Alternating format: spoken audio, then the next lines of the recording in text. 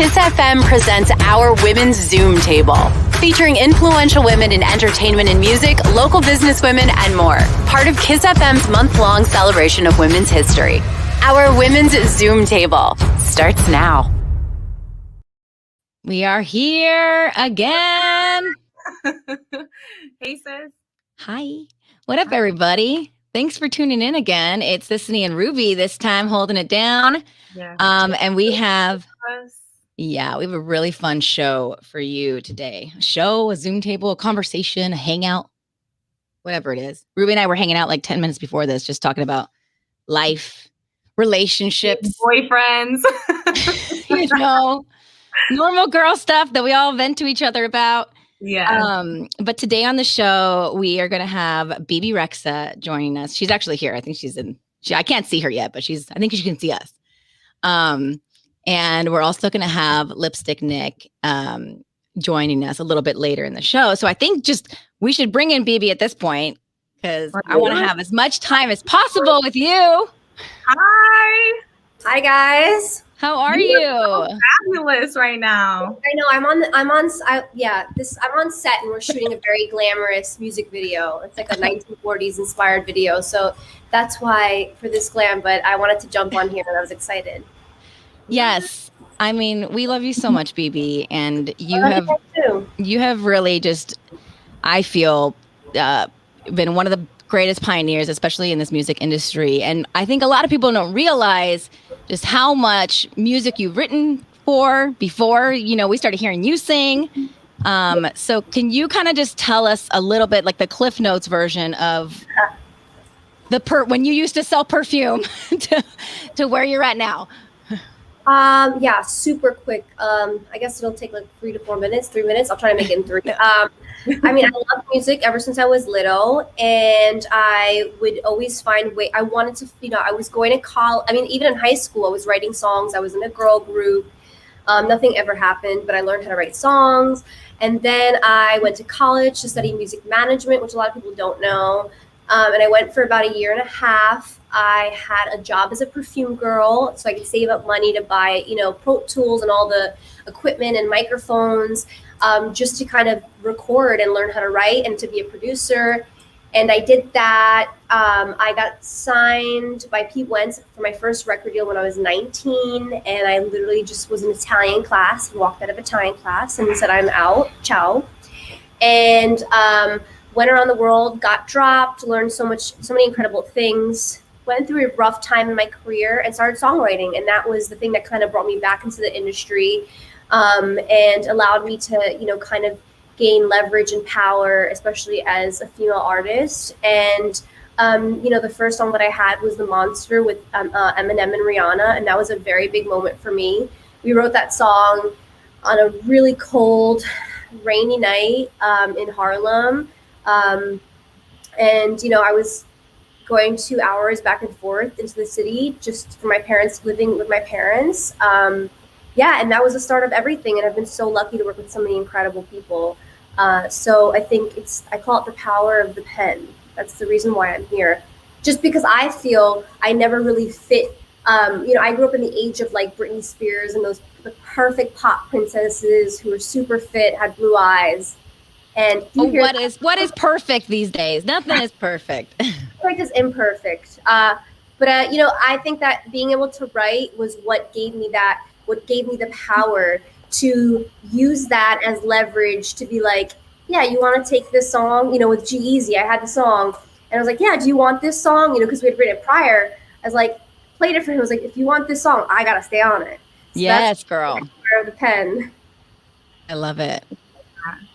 So you're all about being body positive, right? Yes. What advice would you give to young women who are struggling with their body image, with self-esteem? I would say that self-love and body love is an ongoing process. I don't think you're going to wake up every day, wake up one day and then love yourself every single day and be like, I'm perfect. If that's the case, amazing. Like, I'm sending you all my love, you know. But I think that for me, even I wake up some days and I feel bloated and I don't love my thighs as much, and I feel like I could be eating better or doing better. Some days I love myself. Some days I don't love myself. So I think the most important thing is that I've learned is that it's a journey. Life is about balance, and it's about ups and downs, and it's about riding those waves. And the most important thing is being compassionate with yourself. Yeah. Yeah. How do you find that strength to be compassionate with yourself? I surround myself with people and friends who like we try to tell each other, like we've taught each other to be like, yo, like you have to be like nicer to yourself, you know. If you're not going to be nice, what I've learned as a female is that we live in a, you guys hear that sound? I hear it, but I mean, I'm ignoring it. What is it? I have no idea what it is, but sorry guys, I hear it's like, it sounds like a bunch of like crickets or. Yeah. Is it my phone? Oh, okay. Sorry, guys. It's sorry. okay. I'm like, is it getting louder or? I feel like it is. It's like, you know what? It's okay. We go with the flow. We gotta. Oh, it sounded better. Yeah, it's gone now. I'm sorry, my laptop was overheating on this. Oh, that's. Oh my god. Okay. No, it's okay. You can leave it down. It'll be fine. I'm so sorry, you guys. No, not at all. I mean, Sorry 2021. Yeah. Technology. It's fine. I totally forgot what we were. You want to ask that again? I forgot.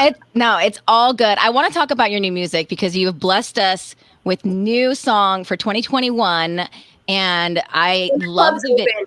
When the club's open. Well, that was my question. Okay, so Sacrifice is out. Were you hesitant to wait to release this until maybe we could go to clubs, or were you like, F it, let's just put this out now? Honestly, I feel like we needed. I listen. My whole album is mid-tempo. There's no other dance song on the album, and one thing I love just not being able. I've loved Rihanna, like her albums, because on one of her albums she'll have Pour It Up, Let It All Fall Out, you know, with the stripper video, Fire, yep.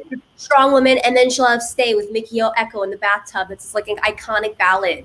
And I just love how she's able. So my favorite artists of all time are ones that are artists that have been able to really transform and not be held within boundaries and make one album that sounds exactly the same. Mm-hmm. So for Sacrifice, it's the only dance song on the album, and it's the last song that came in on the album, like very last second. I'm talking about like we got it finished like literally 3 months ago tops. And the other songs have been sitting for 3 years, and they're incredible, but they're more mid-tempo. They're a little darker, and the overall theme of the album is like a darker pop lyrically. Yeah. So I felt like with this, I was like, it just feels good, and I was like, I feel like we need to put something happy out. You know, I feel like I'm in that mood. Like I feel like the world is in a more optimistic place right now, and I feel like we just need to keep like giving into that energy of like feeling good. You know. Totally. And what about the concept for the video? Because you get all vampire-y and like aggressive. Well, we were inspired by Blade. A lot of people have left comments. We were inspired by Blade. Oh. Yeah. The director Christian Breslauer, said that he always wanted to do a vampire inspired movie. He always was inspired by Blade and Matrix and the Fight Club look, the tone of it. And I just knew that I didn't want to do a video that was an obvious like dance video, like choreography, like light, just like dress super sexy. I love that, but I didn't want to do your normal pop video. I wanted to do something a little bit different and left, I don't know. I mean, it's great. Thank you. Congrats.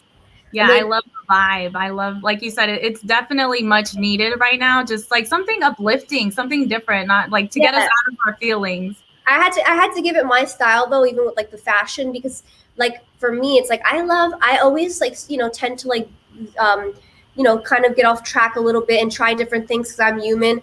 But I think for my style and my vibe and my brand, like I love I'm just like a rock and roll girl at heart. Like I love glamour, but I love a little bit of rock and roll with glamour. I always say like, I wish I could be like, if I could like choose something, I would love to be like Marilyn Monroe, but more rock and roll, That's exactly the look that you're giving us right now, by the way. So for the video we wanted to like more I know we're supposed to be talking about women, on Women's History Month. No, we're not. We can talk about anything right now. Yeah. No, but I wanted to go for more of like a Pam Anderson, like super, kind of like downplay. I didn't want to do anything too extra on the fashion, and I still wanted to stay close to my roots. That's who I am, and I think my fans, they can tell when I'm trying to be something different musically, and like creatively. Is Marilyn Monroe one of your inspirations just in life, or who would you say you look up to? Like it could be anyone, artist or. Marilyn Monroe's story is really sad to me, and I did a lot of reading on it and watched tons of documentaries and just like researched so much about her life. And I was just so interested in how she was able to create this world and this brand. And for me, it's like I loved her. I loved how beautiful she was. But it's always kind of a sad story, but I loved her fashion. So she definitely inspired me in that way. I mean, I've been inspired by many women. I think there's some incredible women who have inspired me musically, but then there's women who have inspired me in life. Is that happening again? It's okay. Don't worry about it. Sorry, I think just as long as we don't lose you, I can deal with the humming. I just don't want the connection to get lost. Now you're close to me. Oh my God, I have so much. This is what. Sorry, I'm moving it. This is what a music video makeup looks like, but then on camera, all the lights, it looks like nothing. It's crazy. You'll see. I know. It looks beautiful. How long did it take? Like the real time or the fake time? No, the real time. Tell me. This is what's hard. We got on a flight last night at 12 a.m. LA time. Okay. And then we landed at 8. And by the time we got to the hotel, we all got an hour of sleep. And then, we were on the plane, but the plane was 4 hours. And I kind of like, when I took off, it was like raining heavy and it was kind of bumpy. So I like the plane's got to go into like a nice, like a smooth cruising altitude, and then I could fall asleep. You know what I mean? Gotcha. So I'm weird with that. So we didn't have much sleep, but honestly, we stopped, we ate. It took about 5 hours. No way. How do you have the patience to sit 5 freaking hours? I don't have the patience. That's why my glam team hates me. I'm like, would I honestly, like if I could 45 minutes, but yeah. And are you talking the whole time? Because I was telling Ruby before we started, I was just like, oh my gosh, we're going to have so much fun with Bebe because she just talks so much. So like, I can imagine you talking the entire time they're doing your makeup. Oh yeah. I'm on my phone. I'm showing them memes. I'm playing songs. Sorry. Well, that makes it go by faster, right? So you're not just like. Yeah. But that's one thing I love about you, Bebe, is that you're unapologetically yourself, like at all times. And that is something that I think for young women that look up to you and are, that look up to you as a role model, that is such a great gift that you give them, is that positivity of just being yourself all the time. I mean, we live in a world where, especially for women and for men, but especially for women, we're constantly, being shown these images. And, I'm part of it too, where I've been part of photo shoots and, I have, to be honest, literally have argued with, the photographers because they send me back an image that is so photoshopped. And it's like, yeah, you know what? Everybody photoshops a little bit. It's totally fine. Like, I mean, I think it's okay to do here and there, smooth the skin. But when it's like not you and they're making half the size, like I say, like, you know what? Like, sure, if my arm is like, when you put your arm in a weird way and you get like the double fold right there. You get the little fat by your bra. Yeah. Okay. You gotta keep your arms like this. I'm like, yeah, you could smooth that out, blah, blah, blah. I'm like, but don't get rid of my thighs and my legs, because if you're making my legs look, that's not what I look like. So I think it's hard for us as women, because even me growing up, like I used to look at magazines and be like, how could I ever look like these girls? Like, it's so hard. And a lot of times you can't, because it's photoshopped and everybody's body's different. That's why I think it's so important that we talk about like loving all body shapes and sizes and inclusivity. And I did a podcast the other day on Clubhouse, and we were talking, and the one thing that we came to, the conclusion we came to, is that whether somebody loses weight or gains it or got more fit or whatever, I don't think it's right to make, especially for women, you shouldn't make any comment on it. Yeah. I don't think it's right. I think it's, and I've been working on that myself, because you don't know what somebody's going through in their lives. They might be dealing with, an eating disorder or depression. And I just think that we should we shouldn't judge people on their images, you know, and the way they look. It's just, we live in a world that's messed up. Everything that we have, the first lipstick was created by a man. Heels were created by men. Many things were created by men. So don't get me started. I talk too much. No, it's good. I wanted to, I think it's Kesha257 or Keisha. She wanted to know if you would do a collab with Nicki Minaj again. Absolutely. I mean, she's honestly, I believe that Nicki is so talented. And I think she, like, I really respect women that can write their own raps. And Nicki does just that. And I know that for a fact, because when we did No Broken Hearts, she had done a verse on it. The first verse she had done on it was like a first take. And I was like, this is incredible. And then I was like, oh, did we get the mix, you know, where they mix all the vocals and stuff? And they're like, no, Nicki wants to go back in. She's rewriting it. And she went in and in and in and kept changing it. And she loved it. And I was like, wow, I can really respect that. Yeah, absolutely. And I learned a lot of stuff from her on set too. You know, the way she would, like, we would be on set and she would change the lighting and be like, I think the lighting could be better. I think the camera angle could be better. And I didn't know, because I was starting out. I didn't know that you could collaborate with the director and say, I would like the light to look like this. I think it would be like collaborate. And I learned a lot from her on that, like on that end. That's good. That's good to hear, especially being a woman. I feel like sometimes we feel like if you're starting out in the industry, you don't want to say something, you don't want to rock the boat. And you don't want to come off as difficult sometimes, right? Oh, you know how difficult I come off as? I don't care. No, yeah, I know. No, I don't care anymore. Like, as long as I'm nice, if I don't go tell you to F yourself or that I hate you or something, like, to me, that's difficult. But the amount of times that I've heard females being called divas, female artists, even artists that I work, like that are my fellow peers from other people in the industry and stuff, it annoys me. It really annoys me. Even if I don't know them like that, it really annoys me. I have yet to hear one person call a guy, maybe one guy who I won't say was a diva, but I've heard way, like, yeah, I don't like it. You know, when I started out, like, I knew what I wanted. Yeah, and that's good. I think a lot of times in the industry, they want artists that they can sign that can just sit there and be like, yeah, sure, and are unproblematic because they can put the money behind you and get what they need. And I'm not problematic, but I just know what I want. And I think with the way that we were, you know, with women's, just our history, you know, we're always told to smile and sit pretty and to be feminine. And I even had somebody in the past tell me, listen, when you go in the studio, I just need you to smile a little bit more, be a little bit more feminine, listen to what the producer has to say, and then say, could we possibly do it this way? But I would walk into the studio and be like, hey guys, so I was thinking, I really like this one Kanye West song. Could we like use that beat as an inspiration and then use the violins from this like other song and like mix it and then make it our own? And they were kind of like, people would take that the wrong way. I know. And it's not just your industry, it's every industry.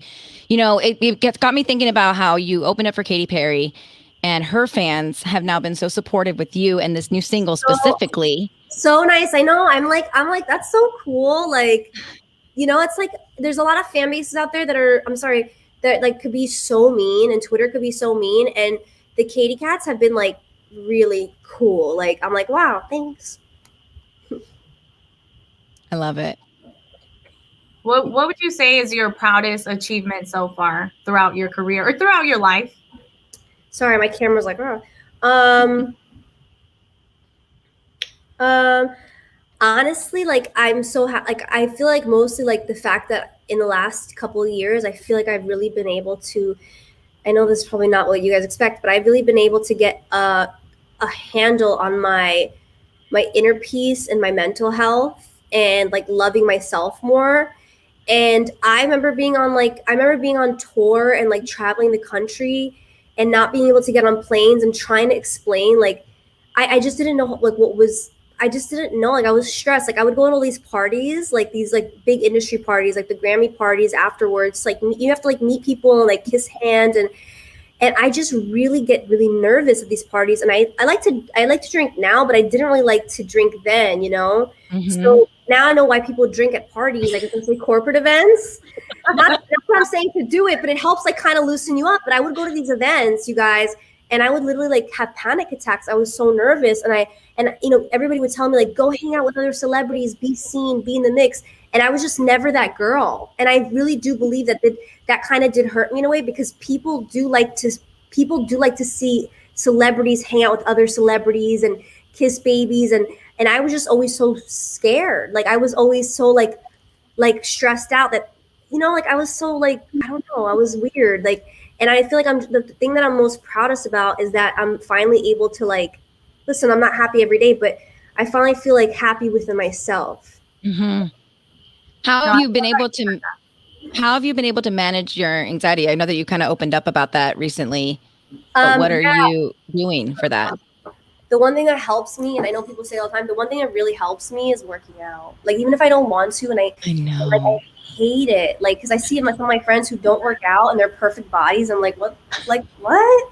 I will say that when I work out, even if I like do like a little bike ride, I feel like a different human being. Like, I really do. I've tried painting. I've tried all these things my therapist told me, and I was like, no, it doesn't really help me. Painting, putting on music, like even like playing music loud in the house. Yeah. Once in a while, a cup of wine, but you can't do that all the time, Yeah. What's endorphins you get from working out, right? My dog. I love playing with my dog, Oh. A dog, by the way, whoever's listening that has anxiety, dogs really do help. I have 2 dogs. Yeah. I agree. Yeah. And they know like when you're sad, like they sense it. They come up to you. Literally came and licked my tears when I was crying. Oh. Literally, she knows. And then if somebody comes over, like I'll know when my friends is sad or going through something. My dog will sit by them throughout the whole night and not move. Like I've tried to pick up my dog and she's like, like bark at, like growl at me. I love it. Well, we're running out of time, but before we let you go, and wait, what did you say you were doing right now? You're on set for another? On set right now. Yeah, I can't say what else, but I'm on set right now for the music video. For your music video? Yeah. So I have so much cool stuff, because the album's finished, so now we're like kind of getting all of our ammunition set up, all our like assets, shooting a video here, shooting a video there. So that when Sacrifice blows up, God willingly, we will. Boom, boom, boom, boom, boom. We hit everything. You'll be ready to go with the next one. I love that. Well, Ruby. Oh, sorry. Go ahead. No, you go ahead. No, I just wanted to thank you guys so much for doing this, because it's I feel like when growing up, I never really had anything to listen to or like anything to watch or anybody in the music business to talk about. I used to feel like super alone and super insecure about my body. And I feel like there's so many things that we still have to talk about when it comes to being a woman, being a girl, being a female. It's tough. And also this includes anybody that's transgendered as well. I don't think that there's so many things that women have to go to, and there's so many things that we need to discuss. So thank you guys so much for doing this. It's like really beautiful. Yeah. Thank you for saying that. It's something that we kind of just thought of doing this month for Women's History Month. And I'm sure that we will continue to do it, next year as well. Sissany, Women in Harmony. I do a thing every year, but this year it's not in person. It's called Women in Harmony. And I've hosted every Grammys. And I don't know why I just didn't do it this year. I don't know. But maybe I'll do it after. I would love for you to come next time. Maybe we could do like a live something at the event. Yeah, I would love that. 1,000%. Last year, Sweet Opera was there, and she was awesome. Yeah, I love that. Okay, so before we go, this kind of ties in with exactly what you were just saying about like listening to other women and all that. What is some advice you give to one of your biggest fans, or maybe somebody that even just wants to follow in your footsteps to get in the door of this industry that's so crazy? People will constantly try to change you, and you will doubt yourself, and you will doubt who you are, and you will love yourself some days and hate yourself some days, but you should always follow your gut, because your gut will never lead you wrong. Your gut always has the answer. No matter how many people you ask the question to and you're scared to make the decision, like deep down, you really know. And as I said, also, loving yourself is a journey. It's not a thing that you wake up and say, oh, I love myself today. forever. It's a journey. Perfect. Bebe, Well, thank you so much. Thank you, guys. Thank you. Mwah. Kisses. Hope to see you soon. That was amazing. Oh my gosh. We could talk to her forever. Like, no, like, and I love what she said, just being able to have these open conversations. It doesn't have to be super like scripted or state, you know what I mean? Like it feels good to be able to have open, honest conversations with women we respect. Yeah. I mean, her advice that she just gave, I feel like can apply to any industry that you'd be wanting to pursue or just life in general. Yeah. Even if you're young and you're still in school and trying to figure out your path.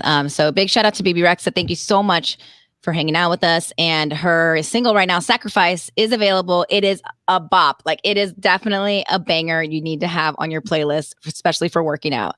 So we got to keep it moving, Ruby. We have Lipsticknick waiting for us. We actually got to sit down and chat with her. Was that yesterday? I feel like all of our days are morphing together. I can't remember. Was it yesterday or what? Did we do it earlier today? You, Patty, right? You and Patty? Oh, I did it with Patty. See, it's like, I can't remember what day it is. For a second, I was like, when did we do this? Because I'm the same. I'm like, where are all the days and interviews? And the amount of emails that like are coming in, it's just like everything is morphing together. Okay, awesome. So it was a great conversation, which I obviously remember. And we're going to play that next. Here we go.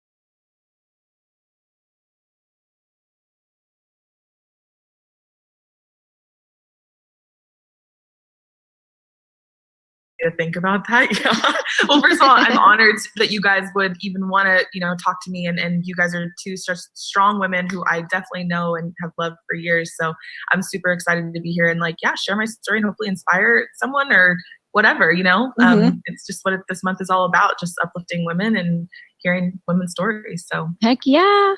So let's start from the beginning. Like where did your love, I mean, I'm sure we all can kind of remember our first love for makeup, but for you specifically, like you made a career out of it. What's the beginning for you? Well, the beginning for me, so I actually used to love to draw more than anything. And all growing up, I was very much, I still got straight A's. I was still pretty good in school, academically, but I was definitely the one that was drawing a picture for extra credit with every class kind of a thing. And my teachers were like, this is unnecessary, but I kept doing it. And I was like, I'm going to do tattoos. I really was passionate about turning my art into a career in a tattoo artist way. Oh. And I, thought that was going to be my journey 1000%. And then I just started playing with makeup, later in high school, I guess, just for fun. I mean, I am from the IE in Corona, California. So I was definitely in a lifted truck with big old nails and platform sandals. And that was just the style. And I wore a smoky eye and a white lip to school every day. And that was my thing. But I was definitely rocking a weird look, but I did, that's kind of where my love for makeup started, was just experimenting on myself. And enough, people started asking me to do makeup for prom and things like that. And I was like, okay, yeah, sure. Come on over. So it started with a few people, and then the next dance would come around. It'd be 5. And then eventually it was a winter formal one year. And I had maybe 10, 12 people in my parents' house. And my dad was like, okay, what are we doing here? What's going on? So I was like, I don't know. I just, people are asking me. I like it. It's fun. My mom would make food, and it was just a cute little kiki salon kind of thing at my house. And he was like, you need to start charging. And I'm That's where my brain was going. Yeah, exactly. Any adult would think that, but me being a kid was like, I don't want to make it weird with my friends. Like, I don't know, I'm not a professional or anything. And he's like, well, people come to you, like, you got to charge. And he like always told me like the one quote that's really stuck with me through my whole life. And I've like shared this at seminars as well, is he was saying, if you treat it like a business, it will become a business. And if you treat it like a hobby, it will always stay a hobby. And that's fine for certain things, right? Because we all have hobbies. Like, I like to thrift, but I don't want that to be my business. But if I did, I'd thrift every day, put it on Facebook Marketplace. Like, you know, there's ways you can turn any hobby into a business, but you have to be ready and willing to do that and focus on that. So I was like, okay, what should we do? So got a little kit together, started to charge and really fell in love with it. And from there, I was just completely in love. And I ended up going to makeup school in Burbank at Mud Makeup Designery. And I totally thought I was going to do more film and TV. Like, at the time, this is before Instagram, this is before TikTok, anything. It was just Facebook and just that passion and Pinterest, right? So I was like, okay, and Photo Bucket. I don't know if you guys remember Photo Bucket. Photo Bucket. Yes, throwback. Everything that you're saying makes me feel like we're the same age. I won't ask you your age, but I feel like you don't have to tell me. I'm proud. It's okay. We're definitely not the same age. I couldn't have been more off. Really? Oh my gosh. Well, I'm flattered. But yeah, so I went into film school thinking like, I'm going to be the next V. Neal, who is an amazing FX makeup artist. And I was like, yeah, that's it. I'm going to work with her. Like, I'm going to work in film.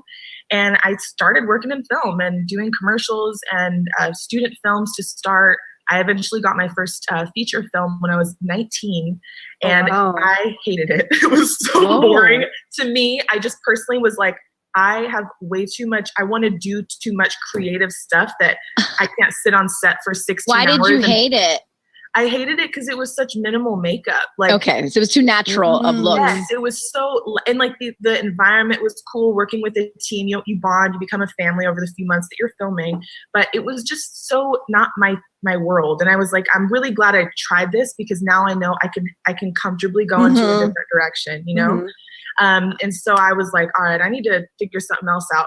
I went to MAC and I worked at MAC for almost 3 years in Orange County, all over Orange County. And then in LA, eventually I ended up on Hollywood and Highland. And I worked there for about 1.5 years. And I met so many amazing people, artists and clients who helped me get outside work and freelance work and pass my number around. And at the same time, I was, simultaneously just taking any freelance gig I could get, sleeping on my friend's couch, just to be out here because I couldn't afford a place, but I wanted to, be around to take last minute jobs and stuff like that. So, the hustle was just crazy. And I eventually got into the trade show world of makeup and started doing stuff at trade shows. And that's where I met the owners of Morphe back when they were just doing trade shows and selling brushes out of a booth. And I started selling with them. I'm like, I need another side gig. I'm always trying to take a gig. And we just bonded really quickly, and they're incredible people. It's a brother and sister duo.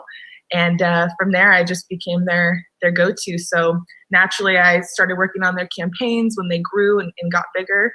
And then the campaign beauty world is where I'm at now. And it's amazing. I mean, if you think about it, it's kind of like the dream job for any makeup artist, because most photo shoots that you see, it's being seen as a whole. It's like the background, the wardrobe, the hair, the everything. But in a beauty campaign, it's like it's the makeup is the highlighted feature. So I can spend as much time as I want.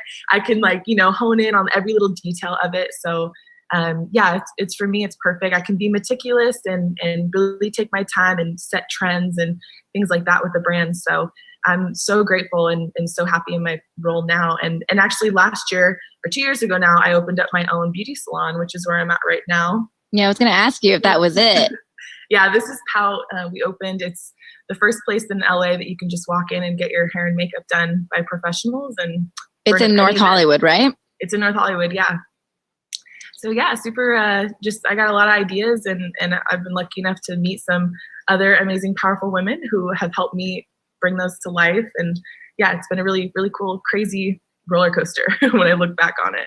It sounds like, you sharing your incredible story, that every single time there's an opportunity or a door for you to cross, you immediately take it.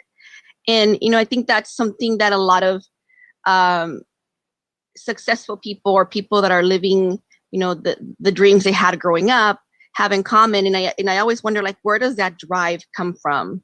Like, is it something that you think you were born with, or did you learn it along the way as you're moving toward your goals and your dreams and in your journey? I think that's such a great question. I always love to ask people too, because people find drive from either hardships or good times or bad times or whatever. So for me, I think a lot of it is kind of like how I was brought up, and my family is always, I'm the oldest sibling, so I've always kind of naturally had to take on that leader role for the family. And now I'm kind of like the leader of our family. Actually, now I kind of took on the like dad role mixed with the big sis, mixed with the mom. Oh my God. So, I already kind of just naturally feel that leadership in me. And anytime something scares me, I know that's a point of weakness for me. And so I want to immediately do it if it scares me, because then the next time I won't be as scared. So it's like, it's just an opportunity instead of like seeing fear as this thing to like cower away from, and just really like attack it.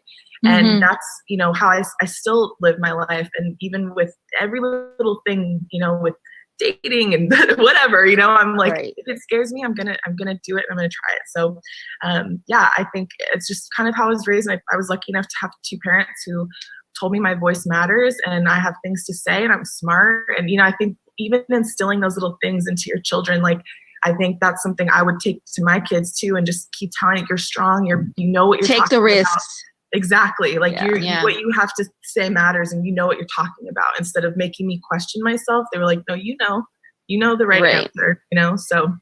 And there's something you mentioned earlier, and I think especially a lot of women go through when you were, doing makeup for your friends and family, and you weren't charging them anything.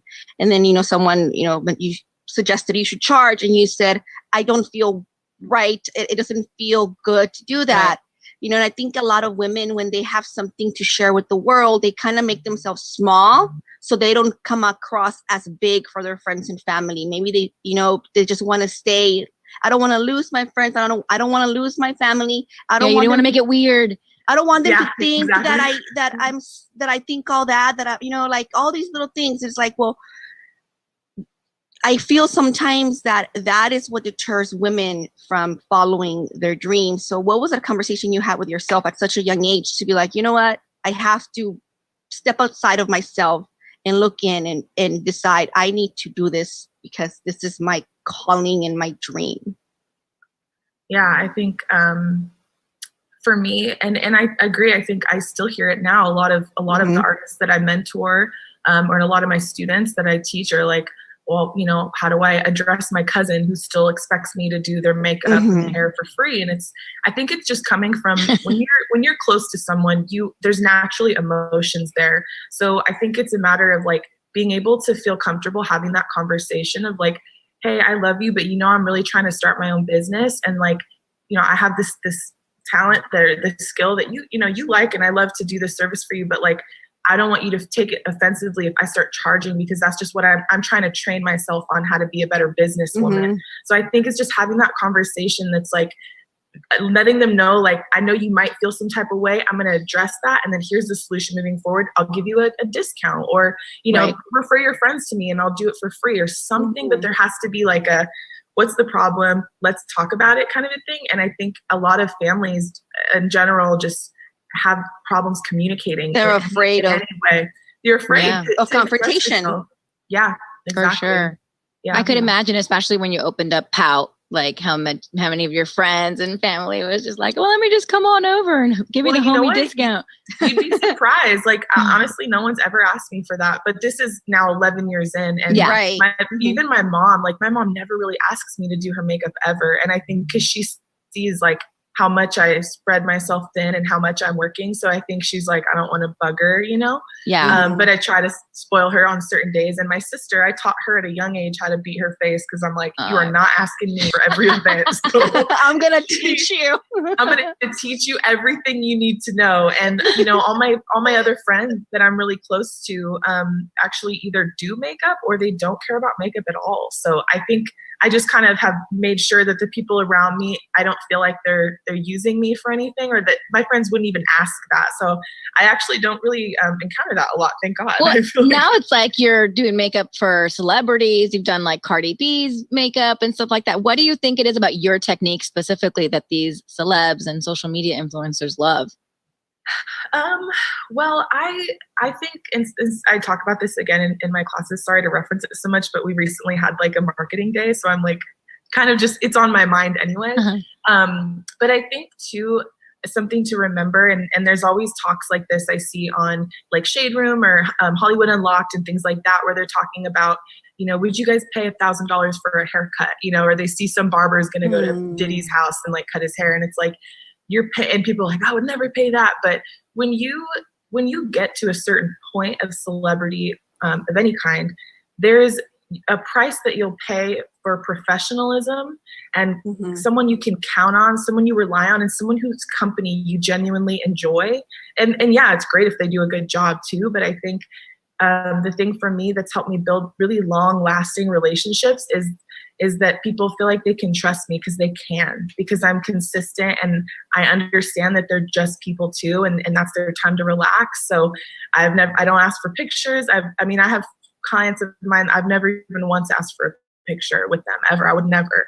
And then I have clients who love taking photos. So it's not weird, you know, but I think understanding boundaries of each person and what else you're bringing to the table other than just you're good at makeup or you're good at hair. It's your personality. It's so much more than that. Yeah. And it's not just a haircut, or it's not just, oh, you're just putting on my helping me with my makeup. It's a craft. And if it was easy to do, everybody would be doing it. Right. You know, you didn't wake up yesterday learning how to do makeup. This took years and years for you to hone in on your craft. And that's what people don't understand. If you want it done right, there has to be a price to pay for that. Absolutely. Totally. I totally agree. I want to talk about your course that you are doing. So I'm assuming it's virtual right now? It's virtual. So it used to be in person. I would do it here. And it would hold about 20 people was like my max I could take because we have 10 stations. So we'd have 2 people at each station. But now since COVID, we've switched to virtual. And every Monday night I do a Zoom class like this where I sit right here and we have a different lesson and I literally show everyone and they follow along and do it with me. And then I can go click their names and give them feedback like in real time. But it's really cool. It's a 10-week program and they get a certificate at the end, a huge goodie bag of products and a handbook that we follow each week. So it's very fun. I enjoy it. I've done it now for 3 years, every Monday night. It's been really great because doing it virtually, I'm able to take on my classes are about 50 to 60 people every Monday. So it's crazy, really cool. Yeah. But it just kind of builds this little community in the calls and in the classes. So they end up like making real friendships and stuff throughout the course. That's awesome. It's very cool. So are they amateur artists or are they actual legit makeup artists that want to learn new techniques? All the above. It's really? Makeup lovers, artists, people who've never picked up a brush in their life. I have drag queens. I have, professionals that just want to learn different techniques. And it's a nice mix, but the course itself is like a little bit of everything. So no one's ever bored. But yeah, it's pretty much, it's for all skill levels. So why, you want to take it? I don't know. Maybe, it's right? like, I'm so stuck in like just my dull routine of doing my makeup every day. It's like my go-to is just like a little concealer and like eyeliner, mascara, So I would love to learn a new technique. Yeah. I enjoy doing makeup. I just don't find the time for it. Yeah, no, I get that. That's one of the biggest things. But once you learn the skills, you can pick and choose which ones you want to use each day. So it's like you don't have to do the full routine, but it's like you can pick and choose and then customize it your own perfect 15-minute makeup kind of a thing, Yeah, exactly. I'll send you some information. Where can everyone look up? Yeah, you can just go to www.poutbeautybar.com and then there's a course section or a class section and you can click right there and it'll list all the dates coming up that we're starting new classes. It's very, very cool. And a great way to pivot, I think, during this pandemic. Thank you. Being that I'm assuming, like, have you been able to stay open or? Well, we've been able to stay afloat. We're not going anywhere, which is good. But we haven't been able to be open because the services that we provide require the client to remove their mask, and that is still not okay. Wow. So we have gotten like a couple hair services that have come in where everyone can keep their mask on, but we're not open to the public right now. So you know, we'll take a few clients. I take clients in here privately, just like one, you know, at a time. But it's definitely sad when I know I have this like beautiful space and I have artists that are like so skilled and ready to work and people calling, but we're like, we just can't. It just can't happen. So yeah, hopefully soon. In due time, I feel like we're seeing the light at the end of the tunnel for sure on that. Before we let you go, I wanted to ask you kind of just some rapid fire, like kind of your take on these beauty trends, I guess. Okay. Cool. Fun. So not so much trends, but just in general, like what's your take on contouring? What is like you love it, but it's like, what makes it bad? What makes it good? Like, what's your take on it? I think color selection is key, right? Like if you go too cool tone, it looks gray. Like, you know what I mean? It's like if you go too warm, you look orange. So I think it's about understanding that there are different types of love bronzers and contours that you can use in different shades, and then really exploring that to find your perfect shade of a bronzer or a contour. Gotcha. Okay. Yeah. How about microblading? Actually want to do it, but very scared because I'm a perfectionist and I don't know if I could release control of of that to someone. But yeah, I think it's cool. I love how advanced it's become, and it really looks like hair. I mean, it's incredible. It does. I got mine done 2 years ago. Wow. Yeah, get up in there. I want to see that. Oh wow. Nice. They're definitely fading now. But I don't think I'll go back and redo it. It was like, I felt like they were too dark for too long. Maybe go somewhere else. Like maybe, maybe. You know, because now they have different ink colors, which is clutch because you can go like a lighter brown versus like, I feel like only like one color before or something. It was weird. Nice. Like I fill them in with like a pencil and I'm okay with that. But yeah, we'll see down the road. They look great. Eyelash extensions. What's your take on that? Hate them.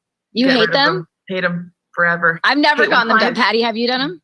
I've done them. Wait, why do you hate them? Well, as a makeup artist, first of all, I can't get them because I rub my eyes too much and I have allergies. So I'm like, ugh. But when my clients have them, they just get dusty. The shadow falls on it. I have to like be so careful. I'm like, let me just put a strip on. Like, don't get the edges. But I guess for the everyday gal or man, I think it's I get it. It's very easy, and you know, you wake up and feel pretty. But I just personally, my clients know, like, and they know it's like a joke now. With extensions. She's like, I'm sorry, but I haven't got them off yet. I'm like, when they start falling off, aren't they like patchy and stuff? Like, don't you have holes? Yeah, you'd have to go back and get a refill. It's rough, and then I have to fill it with like little individual. It's a nightmare. No, well, that's a no then. No for that one. What about laminated brows? Very cool. So I wish that I could do that. I actually have no eyebrow hair and I have to pencil these in every day because I just overplucked when I was in my high school phase of that weird time I was in. Same. And yeah, so I love that look though. I think it's incredible, and actually just picked up the new brow freeze from Anastasia. Have you guys seen that? No, but I love anything Anastasia. Yeah, it's like a new gel, like a hard gel kind of, and you just mix a little spoolie in and push it up, and it looks like laminated brows, and it dries like very fast. So you can do it without the commitment of having to go get it laminated, basically. Yeah, I don't know. I'm on the fence with laminated brows. What do you think, Patty? Really? No, I don't need. No, I'm okay. Tried it. Like I feel like it just doesn't like look good on my. Like I do it with the brush, and I can just like kind of see what it would look like if I did. And I'm like, I don't know if it fits my frame, but yeah, it doesn't work for everyone. But you know, like when you got that like big fluffy brow kind of thing going on, it's like, it looks nice, but yeah, it doesn't work for everyone. I mean, it is art, but not like for like an everyday thing. You know. I know. Well, that was it. I was fun. That was fun. Thank you so much for hanging out with us. Yeah, everybody can find you on social. Your Lipsticknick on across the board, right? Everything. Yeah. Thank you. Instagram, Twitter, TikTok. Make sure to check out poutbeautybar.com if you want to go and check out some of your virtual classes. Don't be surprised if you see me in one of them randomly one day. I'm like, I will not be surprised. into my eyes. I hope so. I really hope so. Thank you. This was so much fun. And this easy. was a lot of fun. All right. Well, we'll talk to you later. Okay, cool. Bye, guys. Bye. This has been KIIS FM's Women's Zoom Table. Be sure to hit the like button and subscribe to our channel. Thanks for watching.